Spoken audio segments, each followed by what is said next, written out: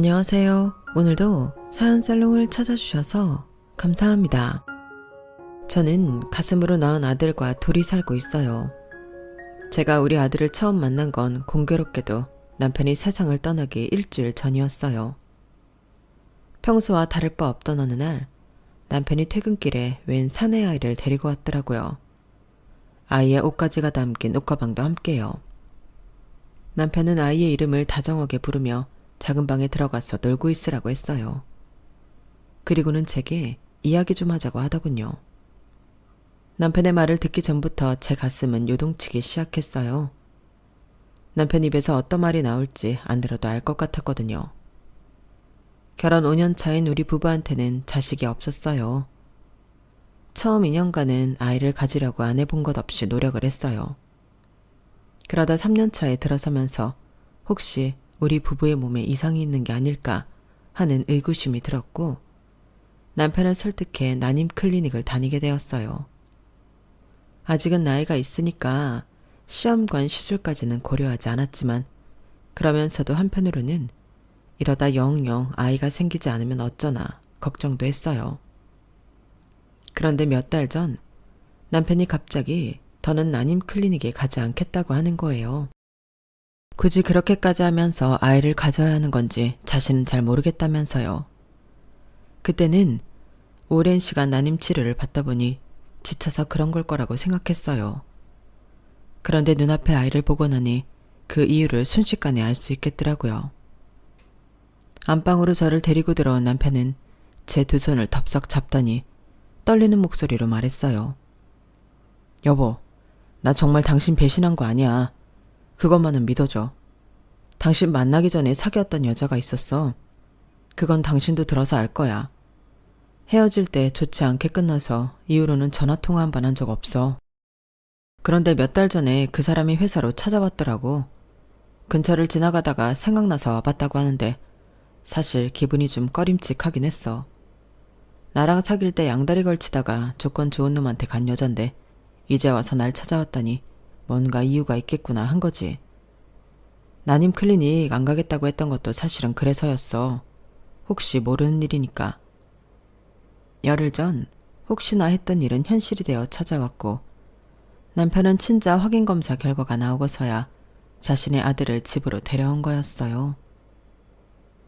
여보, 내 입으로 이런 말 하긴 좀 그렇지만 어쩌면 이 아이가 우리랑 인연이 있어서 이렇게 만나게 된 건지도 몰라. 당신도 그동안 난임 클리닉 다니느라 몸도 마음도 많이 힘들었잖아. 이제 우리 그것도 놔버리고 이 아이, 아니 우리 아이로 잘 키워보자. 내가 부탁할게. 그때는 너무 뜻밖의 벌어진 일이라서 제 마음조차 정리가 안 되더라고요. 그러면서도 한편으로는 뭔가 찜찜한 구석도 있었어요. 남편 말대로라면 아이 엄마는 자신의 이익을 최우선으로 하는 사람 같은데 아이가 7살이나 되도록 헤어진 남자의 아이를 혼자 키우며 살았다는 건 말이 안 되는 것 같았거든요. 아, 실은 그 사람이 나랑 헤어지고 양다리 걸치던 남자랑 결혼을 했었나 봐. 서준이를 그 남자 아이인 걸로 속여서 키우다가 병원에서 혈액형 검사를 받다가 걸린 모양이야. 이혼하고 혼자 애를 키우려니까 버거워서 날 찾아온 거더라고. 남편 말을 듣고 보니 제가 의심했던 부분이 조금은 가시는 것 같았어요.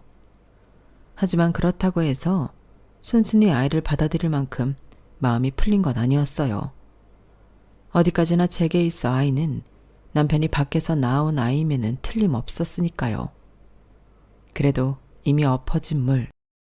제가 아이를 받아들이지 않겠다고 한들 크게 달라질 건 없을 것 같더라고요. 남편이 아이를 집으로 데려왔을 때는 아이를 키우겠다는 마음이 선 걸 테고 시어머니도 어떻게든 나를 설득해 아이를 키우게 할 게 뻔했으니까요. 이제 와서 내가 이혼을 한다면 제가 있던 자리는 아이의 생모가 채우게 되겠죠.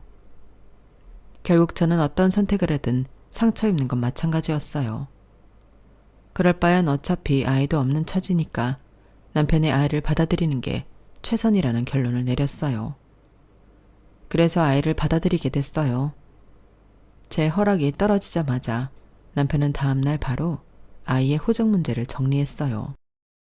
당장 내년에 초등학교에 입학해야 했기 때문에 더 서두르는 것 같더라고요. 월차까지 내고 아이가 다닐 유치원과 아이방 꾸미는 것까지 일사천리로 끝마친 남편은 마치 지금껏 아이 아빠로 살아온 사람처럼 자연스럽게 아빠로 변신을 했어요. 아이도 남편을 잘 따랐고요. 오히려 이 집에서 객식구라고 느껴질 만큼 이질감이 느껴지는 사람은 저 한 사람뿐이었죠. 말로는 아이를 받아들이겠다고 했지만 아무런 준비가 되어 있지 않았던 저는 하루하루가 혼란스럽고 아이가 내 집에 있다는 것만으로도 불편하기 짝이 없었어요. 남편은 회사에 출근하고 아이는 유치원에 간 사이 혼자 집에 남아있는 그 몇 시간만이 온전히 내가 이 집의 주인이라고 느낄 수 있는 시간이었어요. 오후 3시 반에 집으로 돌아온 아이는 현관이 들어서는 순간부터 위축되는 모습이 역력했어요. 누가 그러던데 아이는 어른보다 사람의 마음을 잘 느낀다고 하더라고요. 부모가 기분이 안 좋으면 누구보다 먼저 그 감정 상태를 파악하는 게 아이라고요. 그래서 그런지 남편의 아이 역시 제 앞에서는 늘 긴장하는 게 보였어요. 제 눈치를 살피는 것도 보였고요. 아이한테는 가급적 불편한 감정을 드러내지 않으려고 노력을 하는데도 아이는 귀신같이 제 마음을 알아채는 것 같더라고요. 유치원에서 돌아온 아이를 씻기고 준비해 놓은 간식을 먹이고 그날 공부해야 할 문제집을 펼쳐주면 아이는 군소리 없이 책상에 앉아 문제를 풀었어요. 엄마들이 애들 키우는 게 힘들다고들 하는데 이런 아이라면 별로 손이 갈 게 없겠다는 생각이 들더라고요. 그만큼 아이는 제게 잘 보이려고 노력을 했다는 걸 거예요. 남편이 퇴근하고 돌아오면 세 식구가 함께 저녁을 먹었어요. 남편은 꿀이 떨어질 것 같은 눈빛으로 아이에게서 이것저것 물어댔어요. 오늘 유치원에서는 뭘 배웠는지, 친구들은 많이 사귀었는지 등등을요. 그러면 아이는 그 조그마한 입으로 조잘조잘 잘도 떠들더라고요. 저랑 둘이 집에 있을 때는 한마디도 안 하던 아이가요. 그래도 핏줄이 땡기기는 하는지 나보다는 제 아빠는 편한가 보다 생각했어요. 돌이켜보면 참 순진한 생각이었던 것 같네요. 그때까지만 해도 저는 이 부자 사이에 내가 모를 일이 감춰져 있다는 걸 몰랐으니까요. 아직은 서로 불편하고 어색한 관계지만 그래도 시간이 지나면 조금씩 자리를 잡아갈 거라고 생각했어요. 그런데 그 일이 터지고 만 거예요. 퇴근 시간이 2시간이 넘도록 남편이 집으로 돌아오지 않자 저는 아이 먼저 저녁밥을 먹였어요. 혼자 덩그러니 식탁에 앉아 밥을 먹는 아이를 멀찍이서 지켜보면서 저는 연신 남편 휴대폰으로 전화를 했어요. 한 5번쯤 걸었을 때였어요. 낯선 사람이 남편 휴대폰을 받더라고요. 그리고는 충격적인 소식을 전해주었어요. 제 남편이 운전 중에 심장마비를 일으켜 가로수를 들이받고는 그 자리에서 즉사했다는 소식이었죠. 처음 그 말을 들었을 때는 아무런 감정이 들지 않아서 지금 남편이 어느 병원에 있는지 내가 어디로 가면 되는지 차분하게 물어가며 메모지에 적었어요. 그렇게 전화를 끊고 제가 적은 메모지를 내려다보는데 그제야 주체할 수 없는 감정이 순식간에 몰아치더군요. 정신을 못 차릴 정도로 온몸이 떨렸어요. 안 그러려고 하는데도 눈물이 솟아오르고 어깨가 들썩일 정도로 서럽게 울부짖었죠. 그 모습에 아이가 달려와 제 앞에 놀란 듯 저를 바라보고 있더라고요. 그 아이를 보니 그제야 현실이 느껴졌어요. 아, 맞다. 난 이제 남편의 혼외자를 키우며 살아야 하는구나. 그 생각이 들고 나니 거짓말처럼 눈물이 뚝 끊기더라고요. 그렇게 정신을 가다듬은 저는 아이한테 옷을 입히고 병원으로 향했어요. 병원으로 가는 길에 아주버님께 연락을 드렸는데 병원과 가까운 곳에 살아서 그랬는지 저보다 먼저 도착해 계시더라고요. 이후로는 모든 절차가 혼을 쏙 빼놓을 정도로 빠르게 진행됐어요. 아주버님이 모든 걸 처리해 주셔서 저는 상복을 입는 것 외엔 아무것도 할 일이 없었어요.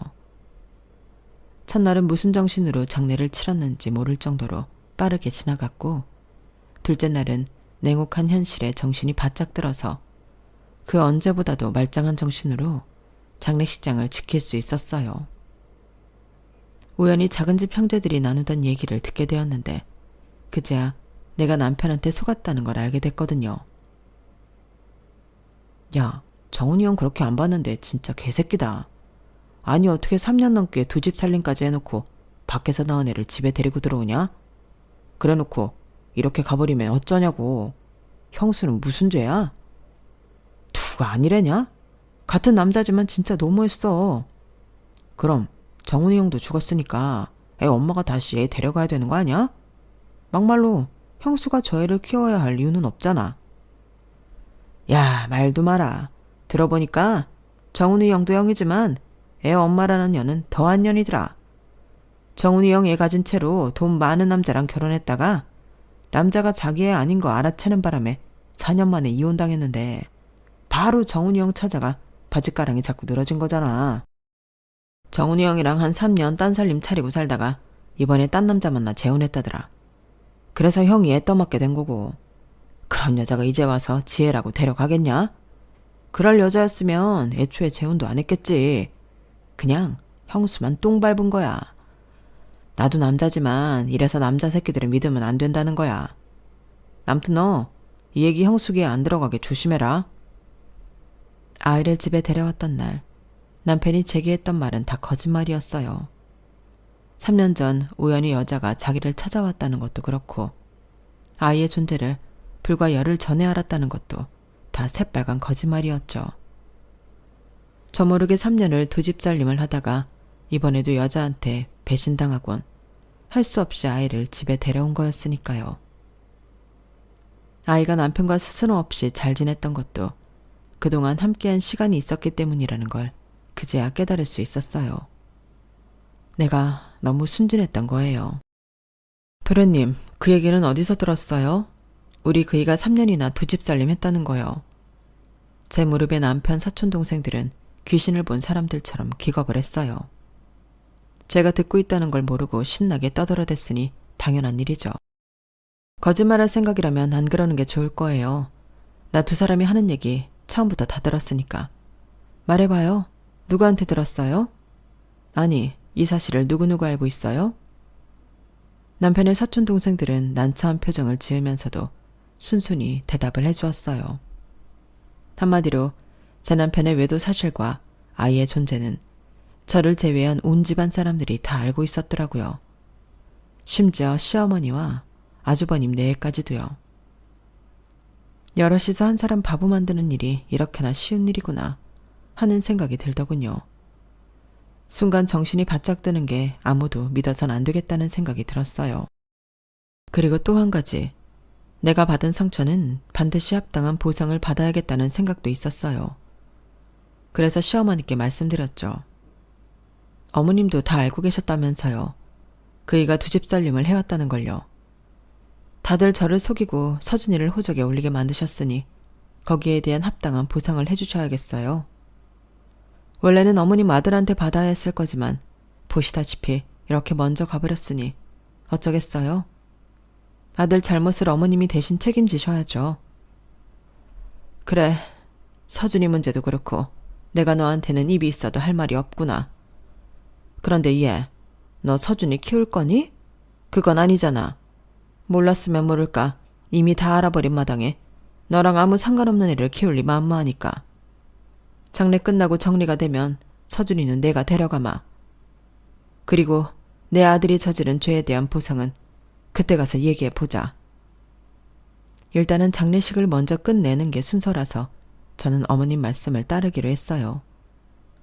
남편 유고를 낙골당에 안치하고 집으로 돌아온 뒤 저는 이틀을 꼬박 침대에서 일어나지 못했어요. 팬트리에 과자며 빵 같은 주전부리도 있고 냉장고에 먹을 것도 꽤 들어있어서 아이한테는 먹고 싶을 때 꺼내 먹으라고 말을 해둔 상태였죠. 자는 동안 끝없이 이어지는 꿈 탓에 잠깐씩 잠에서 깼을 때도 정신은 몽롱했어요. 그렇게 몇 번이나 자고 깨기를 반복하다 보니 이게 꿈인지 생시인지도 가늠이 안 되더라고요. 그렇게 이틀을 꼬박 잠에 빠져 있었는데 어느 순간 몸이 축축해지는 게 느껴졌어요. 특히 머리랑 목 뒤쪽이요. 그래서 힘겹게 눈꺼풀을 들어 올렸는데 아이가 고사리 같은 손으로 제 이마에 물수건을 올려주고 있더라고요. 너 지금 뭐 하는 거니? 하도 오래 잠을 자서 푹 잠긴 목소리로 물었더니 아이가 우물쭈물하다가 그러더라고요. 아줌마, 많이 아파요? 너 내가 아픈 것 같아서 머리에 물수건 해준 거야? 그러자 아이는 시무룩한 표정으로 고개만 끄덕였어요. 그 모습을 보니 정작 아픈 건 내가 아니라 이 아이 마음인 것 같더라고요. 밥은 먹었어? 아이는 고개를 가로저었어요. 냉장고에 샌드위치도 있고 조각 케이크도 있었는데 먹지 그랬어. 그랬더니 아이가 고사리 같은 손가락을 꼼지락거리면서 그러는 거예요. 아줌마도 배고플 텐데 내가 다 먹으면 안 되니까요. 순간 그 말에 머리를 세차게 한 대 맞은 기분이 들었어요. 나는 이 아이가 우리 집에 오고 지금까지 단 한 번도 애정을 가지고 대한 적이 없었는데 이 어린 건 어떻게 자기 자신보다 나를 더 생각할 수가 있는 거지? 이틀 동안 배가 많이 고팠을 텐데도 어떻게 자기가 먹을 걸 날 위해 남겨둔 걸까? 놀랍고 미안하고 한편으로는 굉장히 큰 위로를 받은 기분이었어요. 남편도 시댁 식구들도 남편 장례식장을 찾았던 모든 사람들한테 조리돌림을 당한 기분이었는데 이 작은 체구의 어린아이가 만신창이가 되어버린 저를 품어준 것만 같아서 울컥하더라고요. 그래서 그 길로 자리를 털고 일어나 아이와 함께 주방으로 갔어요. 냉장고에는 장례를 마치고 집에 돌아올 때 편의점에서 사온 샌드위치와 조각 케이크가 그대로 남아있더군요.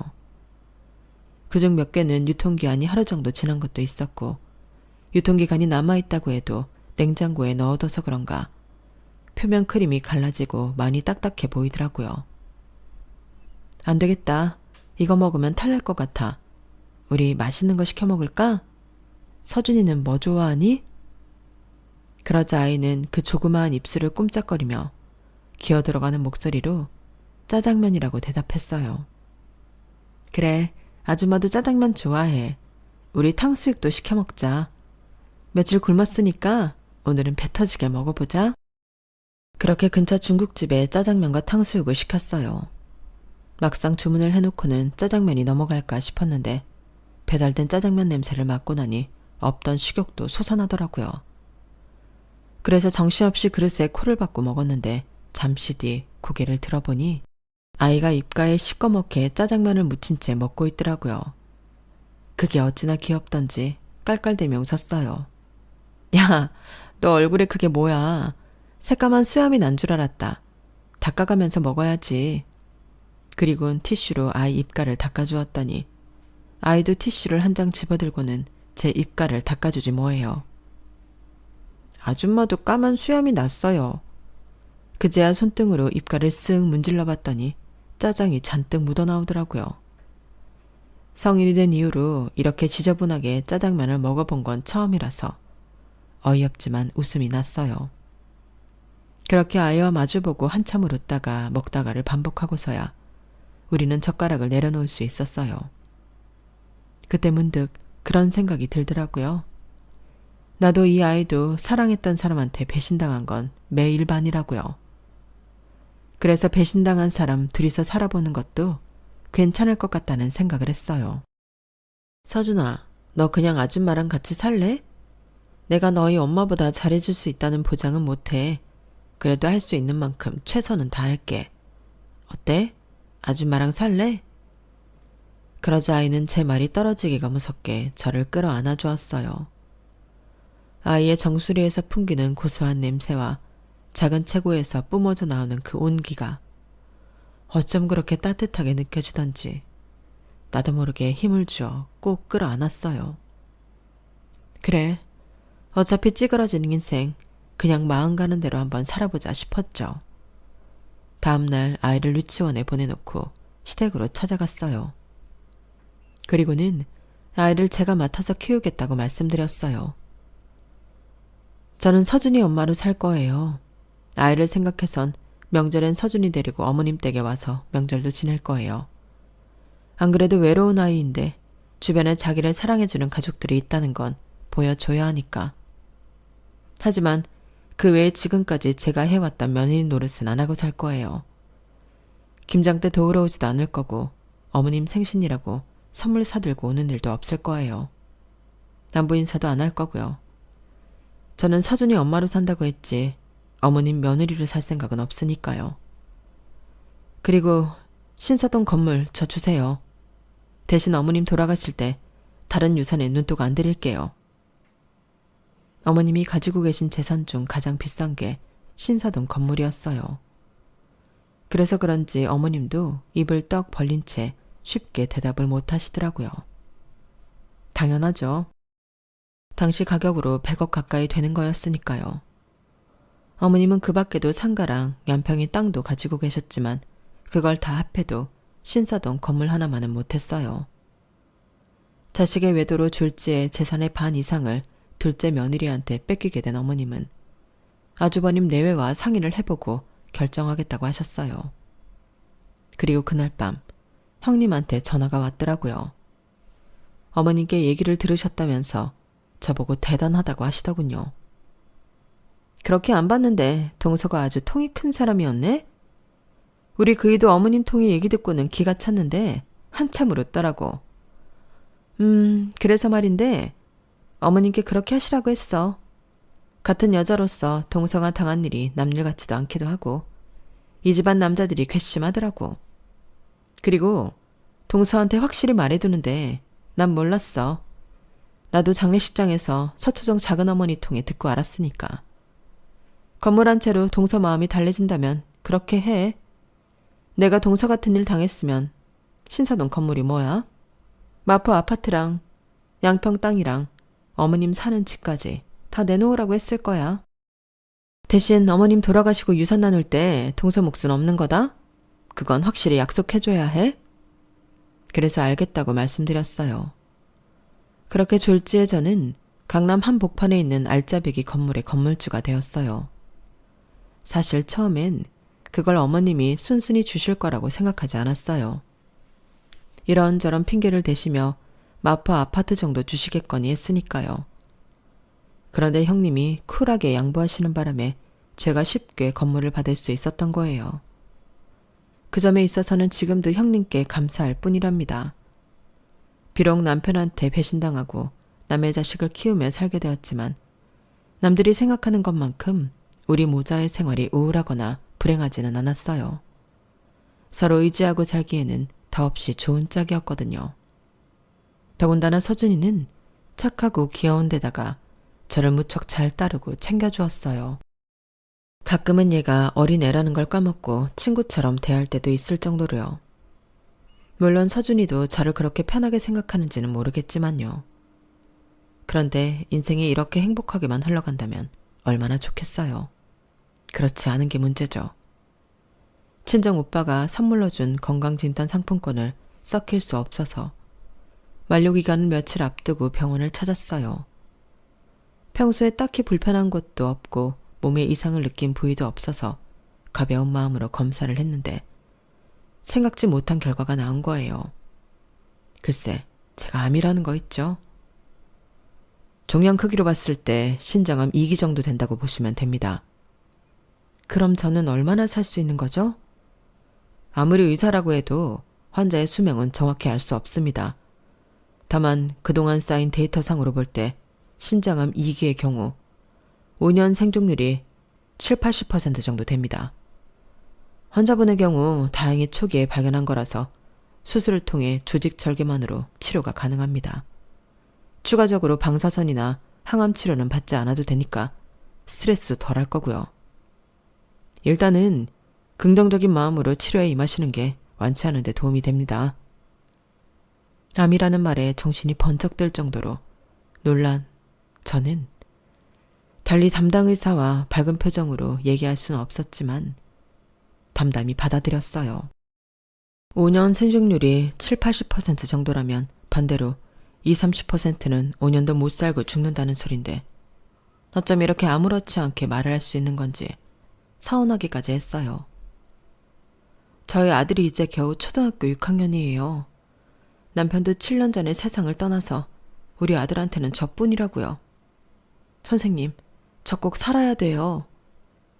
밝게 제 상태를 설명해 주던 의사는 울먹이는 저를 보자 괜히 미안했는지 우리나라 의수는 세계 최고 수준이라며 수술이 잘 될 테니 걱정 말라고 위로해 주었어요. 아들한테 말을 해야 하나 고민을 하던 저는 혹시 내가 잘못했을 때 우리 아들이 온전히 내 재산이라도 받을 수 있도록 하기 위해서 재산 목록과 은행 계좌, 비밀번호, 그 밖의 모든 서류들을 발급받아서 파일에 정리했어요. 그리고는 아들한테 내 몸의 현재 상황을 설명하고 혹시 잘못됐을 때 어떻게 살아가야 하는지를 차근차근 설명해 주었어요. 아들은 침착하게 제 말을 들어가며 파일에 들어있는 서류들을 하나씩 훑어보았어요. 그리고는 책상 서랍에 넣더라고요. 드디어 수술을 받는 날, 아들은 제 수술이 끝날 때까지 병원에 있고 싶다고 해서 학교에 연락해 담임 선생님께 결석 사유를 말씀드렸어요. 그리고는 수술실 복도에서 아들과 마지막 인사를 했어요. 엄마 수술 늦어지면 외삼촌이랑 식당에 가서 밥 먹어. 굶으면서 기다리지 말고. 알았지? 아들은 듬직한 모습으로 알겠다고 대답했어요. 그렇게 오빠한테 아들을 맡기고 수술실로 향하는데 왜 그렇게 눈물이 나던지. 신장암 이기면 어지간해서는 다 산다고 말들을 하지만 혹시라도 잘못되면 우리 아들이 혼자 남아야 한다는 사실 때문에 20~30%의 안 좋은 결말이 내 차지가 되지 않을까 걱정이 됐어요. 하지만 이런 걱정과 달리 저는 수술이 잘 됐고 무사히 회복실에서 눈을 뜰 수 있었어요.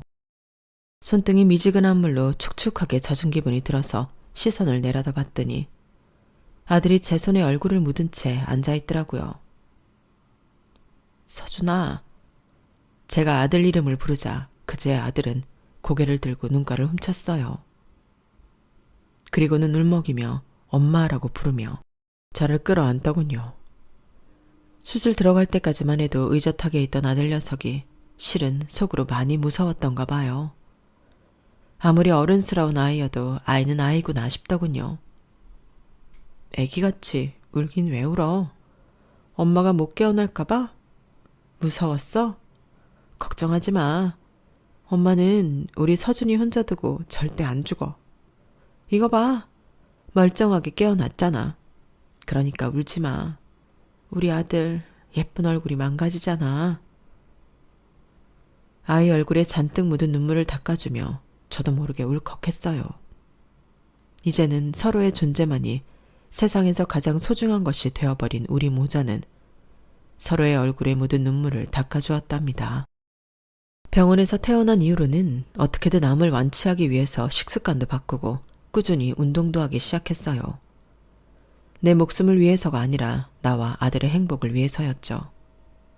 이후 중학교에 입학한 아들은 저보다도 더 제 건강을 챙기기에 급급했고 매일 운동도 함께 해줄 정도로 제게는 헌신적이었어요. 그렇게 아들과 함께 2인 1각 달리기를 하듯 암과 싸워가던 저는 아들이 고2가 됐을 때 완치 판정을 받을 수 있었어요. 그간의 노력을 따져보면 당연한 결과라고 생각하면서도 이제는 내 건강 때문에 아들과 헤어질지 모른다는 두려움을 떨칠 수 있어서 그렇게 기쁠 수가 없었어요. 언제부턴가 제 인생은 아들과 떨어뜨려서는 생각할 수 없게 되어버렸거든요.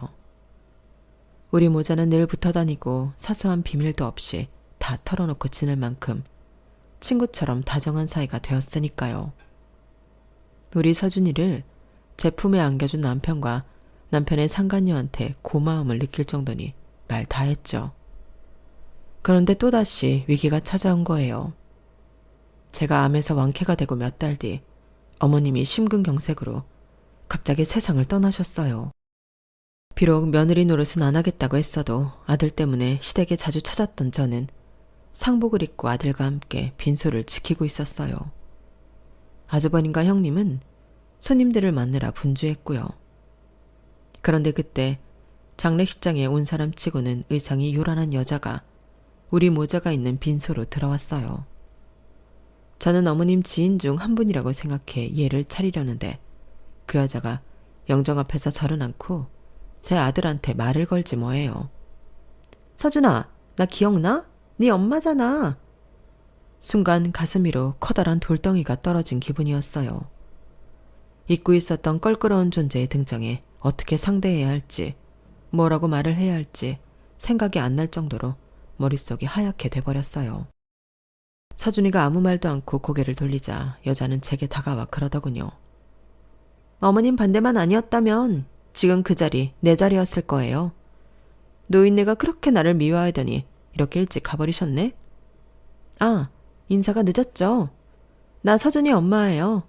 우리 초면이죠? 그동안 우리 서준이 데리고 엄마 노릇하니까 좋았어요? 우리 아들이 참 착하죠? 얼굴도 잘생기고 모르긴 해도 지 아빠 머리 닮아서 공부도 잘했을 거예요? 아니다. 애들은 엄마 머리 닮는다는데 나 닮아서 못했으려나? 암튼 애도 못 갖는 여자가 그동안 내 아들 데리고 엄마 노릇도 해보고 소원풀이 했을 테니 이제 내 아들 데려갈게요. 네? 그게 무슨 소리예요? 왜 그쪽이 서준이를 데려가요? 안 돼요. 절대 안 돼. 어머머? 이 아줌마 정말 웃기네? 내 자식 내가 데려간다는데 그쪽이 무슨 권리로 막아? 막말로 우리 서준이 몸에 그쪽 피가 한 방울이라도 섞여 있어? 아니잖아. 그쪽이랑 우리 서준이는 엄연히 남남이라고. 그쪽이 내 아들 데리고 엄마 노릇하며 재미 볼 때 난 자식 잃고 몇 날 며칠을 울면서 지냈어. 내 배로 낳은 내 새끼 뺏기고 피눈물 흘리며 살았다고. 그랬으면 최소한 미안한 마음이라도 가져야지. 어디서 못 주겠다는 소리를 해? 내가 꼭 소송까지 진행해야겠어? 제대로 인생 한번 조져줘? 그러니까 좋은 말 할 때 찌그러져 있어. 괜히 더러운 꼴 나지 말고. 도대체 어떤 인생을 살아온 여자인지 아들 앞에서 험한 말을 거침없이 내뱉었어요.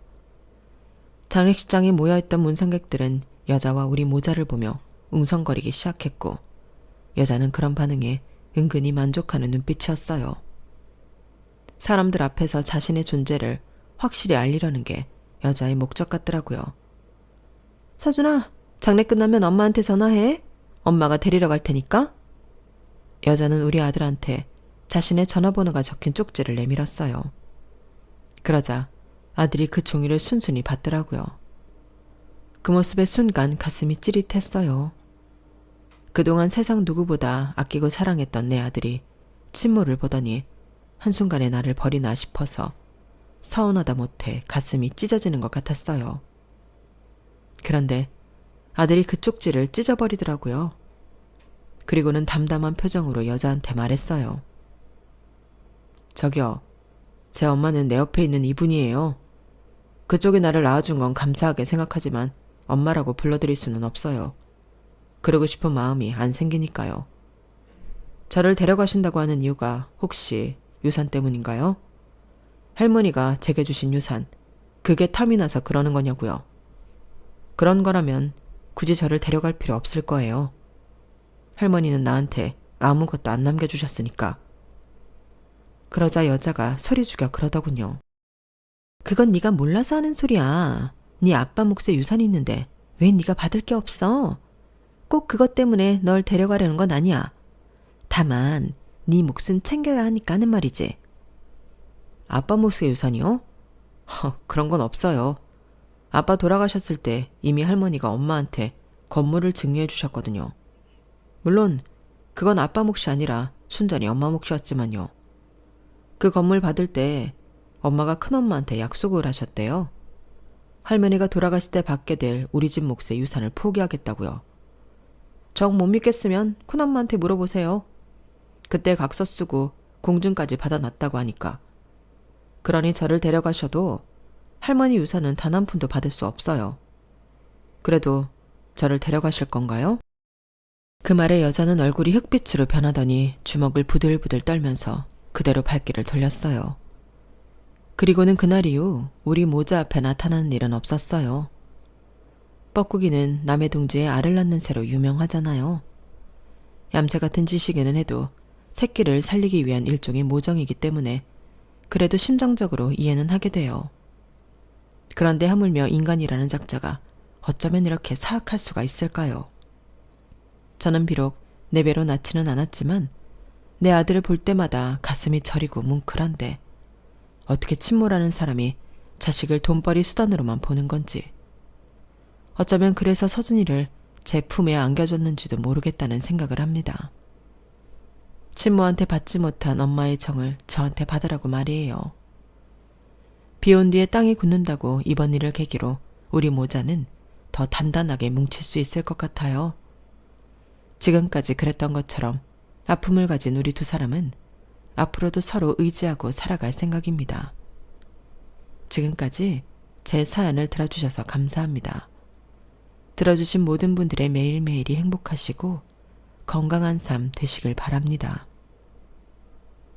여러분, 사연 댓글에 응원과 현명한 조언 부탁드려요. 좋아요와 구독은 저에게 큰 힘이 됩니다. 오늘도 좋은 일 가득하세요.